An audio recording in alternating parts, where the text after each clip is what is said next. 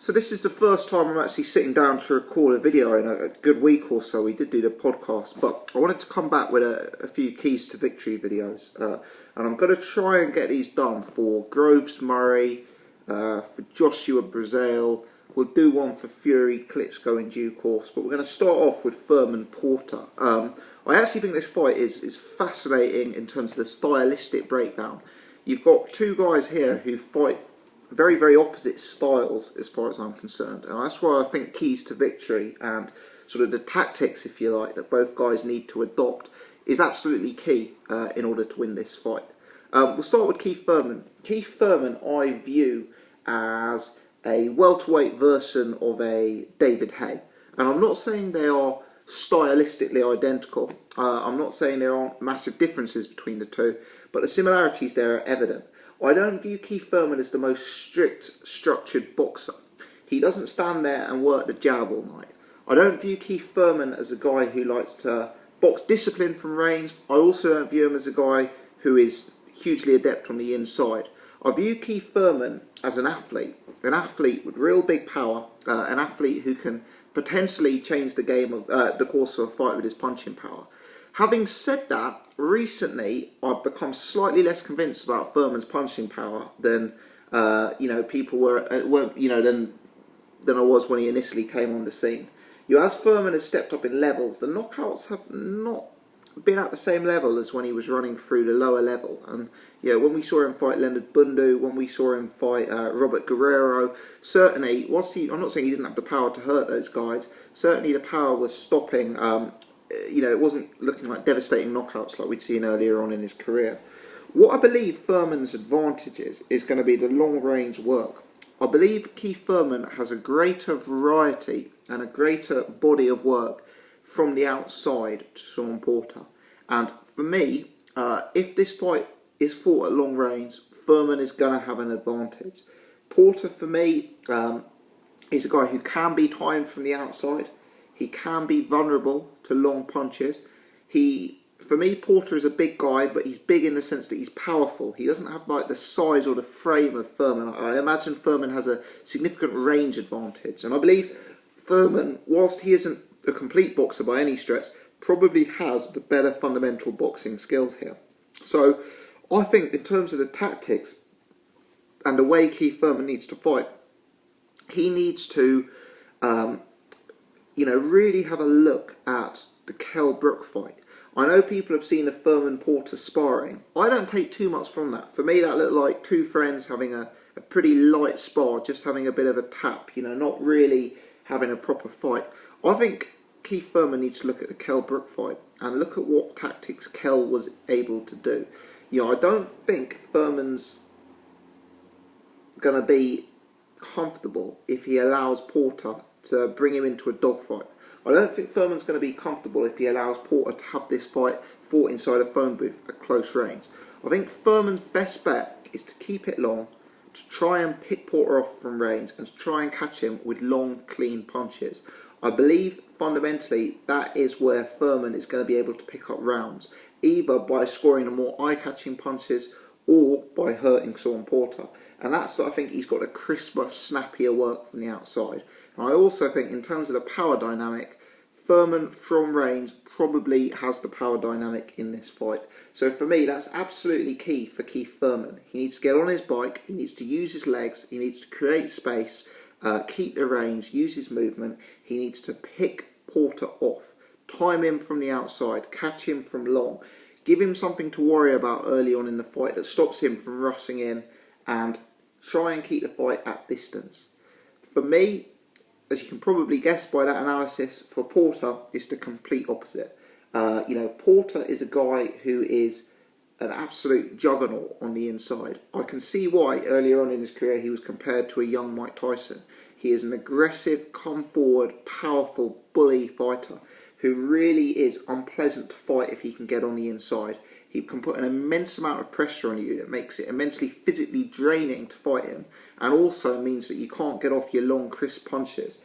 Now in the Kell Brook fight, Kell Brook did a good job of nullifying Porter on the inside by holding him, and Thurman will have to adopt those tactics. That's certainly another key to victory for Keith Thurman there. What Porter needs to do is bring the pressure.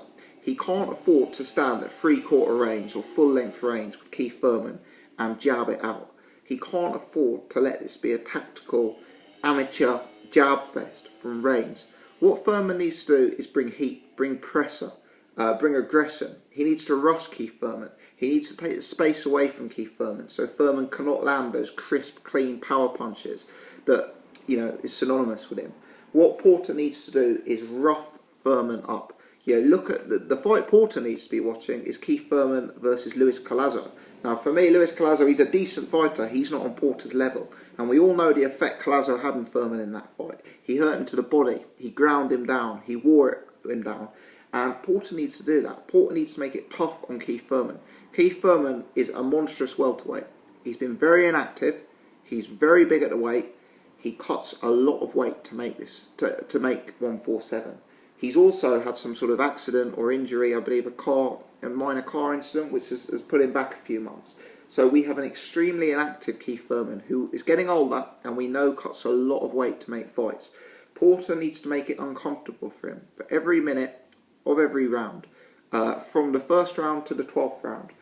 Even if Porter was to lose the first 2 rounds because Thurman is able to move and to control the fight at range, Porter needs to be making Thurman work. Porter needs to be testing Thurman's stamina. Porter needs to be making it uncomfortable for Thurman by trying to take the space away from him and trying to bank early work to the body. And I think this is why this fight is very interesting. I think it's a real good stylistic clash. I think you've got a guy, I don't think this is going to go the same way as Porter Brook, because I don't think Keith Thurman has the jab of Kell Brook. I'm also not 100% convinced he'll be able to hold in the same way Kell Brook was able to in their fight. So I view this as a fight that has similarities to Brook Porter, but also that has big differences. Because I think Keith Thurman is going to have to put in an extremely athletic performance to win here. I think he's going to have to be constantly mobile. I think he's going to have to be dancing a lot in the ring. And I think he's going to have to be throwing real lever from range to dissuade Shawn Porter. Power. I don't think he's going to jab and grab him like a Vladimir Klitschko would do if he was fighting at welterweight, or like a Kell Brook maybe did. And so you've got the complete opposite here. You've got Thurman, who I'd say is a power puncher from range, clean work, almost like an ambush type fighter, very athletic. And then you've got Shawn Porter, the presser fighter, a guy who's going to be like a bull in a china shop, bringing the heat and trying to get in close. And I think, however the fight will go down, and I'll do a prediction video ahead of it, but if this fight breaks down, if in the first 3 rounds Porter's all over Thurman, for me it's very, very confident prediction that Porter wins the fight. If after a few rounds Thurman is keeping Porter off him, Porter can't close the distance, and Porter is content and having to settle for swapping jabs and swapping punches from the outside, then Keith Thurman is a massive, massive favourite. So I think styles in this fight are absolutely key. The tactics are absolutely key, and it'll be really fascinating to see how it breaks down. So in brief, to sum it up, keys to victory for Shawn Porter: make Thurman work for every second of every round. Test his stamina. Will he be tight at the weight? To do that, you want to sit on his chest, bring the pressure, make him work, make him move. You want to bank punches to the body. You want to test him to the body. He is cutting a lot of weight. And you want to get in close. You don't want him to show he's got the flashier, cleaner combinations from outside. I also believe that's where his threat from power comes. So for Porter, it's all about spacing. Close, heat, heavy pressure, body punching, and no room for Thurman to manoeuvre. For Thurman, it's the complete opposite. Win judges from the rounds by showing you've got the cleaner work from the outside. Throw sparkling combinations with power punches that are going to catch the judge's eye.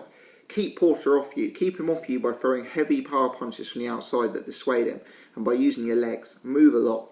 If Porter does get in close, which is inevitable, use the Kell Brook blueprint. Try and nullify him on the inside. Try and hold him. Try and move away from him. Try and circle out. What you don't want to do, get involved in a dogfight, get involved in a phone booth scrap. You want to keep the fight at range for me. As is so often, range is going to be absolutely key when you've got a fight of such stylistic differences. Those are my tactics, those are my keys to victory. Prediction video coming soon. If you've enjoyed this, hit the thumbs up button, do subscribe to the channel, especially if you're new. Do subscribe to the channel so you can check out my other stuff. If you've enjoyed this video, leave me a comment, let me know what your thoughts are, and thanks a lot for watching.